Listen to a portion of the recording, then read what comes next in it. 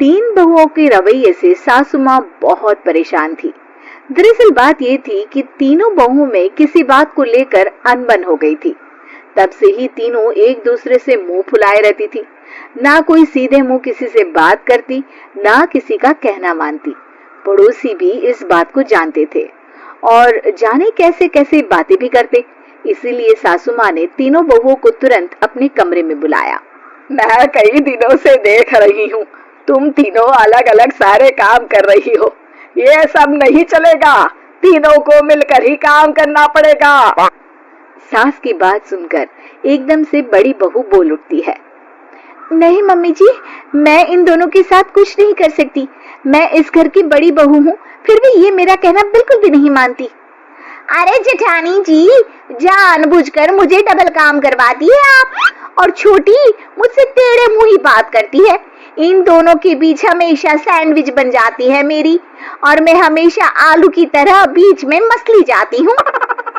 Mummy जी, इन दोनों को लगता है कि मैं छोटी हूँ तो इनके पैरों तले दब जाऊंगी, लेकिन नहीं, मेरा भी उतना ही अधिकार है जितना इन दोनों का है।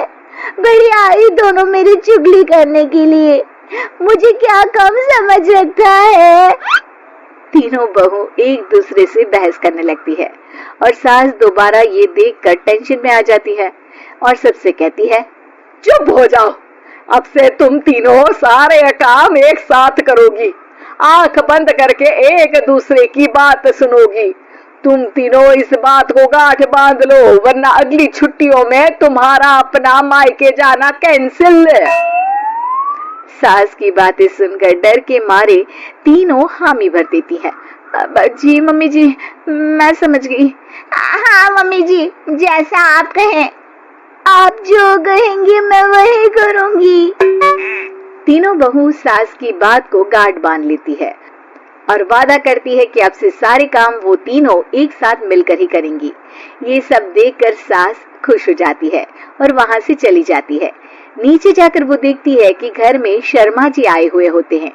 सास जोर से आवाज लगाकर कहती है, अरे बहू, जरा चाय बनाकर तो लाना, शर्मा जी आए हैं।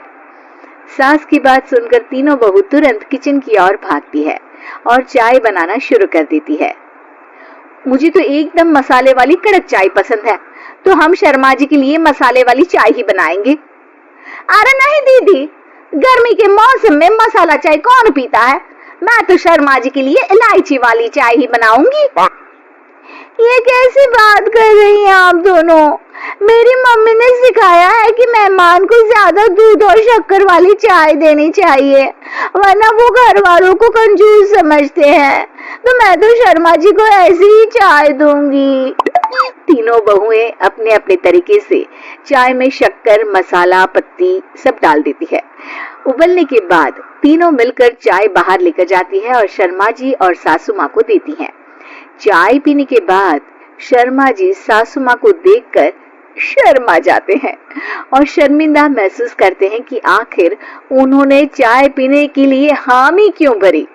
सासू माँ भी चाय पीना शुरू करती है और कहती हैं, अरे बहू, ये कैसी चाय बनाई है? चाय है या मीठे दूध की बासुंदी? हाँ, चाय अच्छी नहीं लगी क्या? कोई बात नहीं, हम पराठा बनाकर लाते हैं। चलो चलो अंदर। हाँ हाँ चलो, हाँ आती हूँ मैं भी। नहीं नहीं, मेरा पेट चाय ने ही चौपट कर दिया, वही काफी है। पराठे से पोपट नहीं करवाना, मैं तो चलता हूँ। शर्मा जी चुपचाप पतली गली से निकल जाते हैं। अगले दिन सास बहुओं से कहती है, अरे बहू, जाओ जाके ऊपर के गेस्ट हाउस की सफाई कर दो। कल हमारे यहाँ मेरे दूर के रिश्तेदार आने वाले हैं, तो पूरे कमरे को चमका देना, समझी? तीनों बहू सास की बात को मानकर ऊपर सफाई करने चली जाती हैं और तीनों कमरे की सफाई चालू कर देती है। बड़ी बहू मकड़ी के जाले साफ करती है, तो बीच वाली झाड़ू लगाना और छोटी वाली सर्फ डालकर जमीन धोना शुरू कर देती है।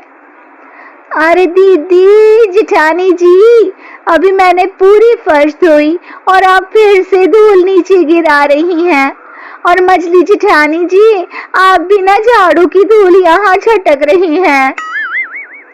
अरे तीनों को साफ करना है, एक साथ सफाई करते हैं ना।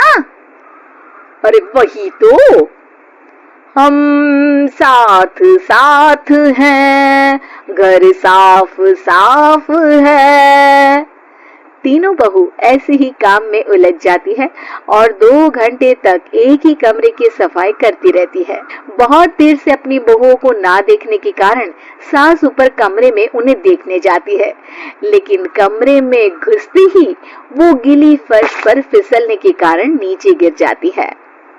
ओरी मोरी मैया, हड्डी मरोड़ के रख दी, आए मेरी तो कमर ही टूट गई रे।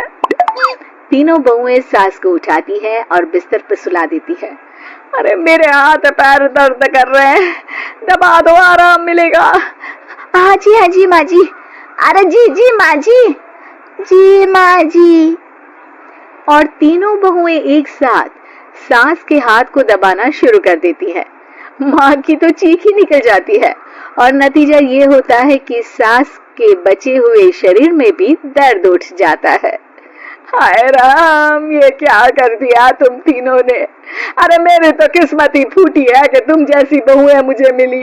हे भगवान, पूरे शरीर में दर्द बढ़ गया है, अब तो पता नहीं कि चल भी पाऊंगी या नहीं।